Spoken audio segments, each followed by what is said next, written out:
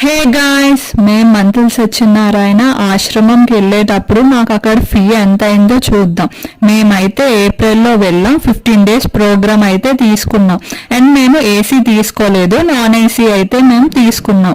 మాకైతే స్టార్టింగ్ లో 28,000 అయితే కట్టించుకున్నారు. అండ్ మాకు ఎక్స్ట్రాగా ఒక కిట్ అయితే ఇచ్చారు, అదైతే 200.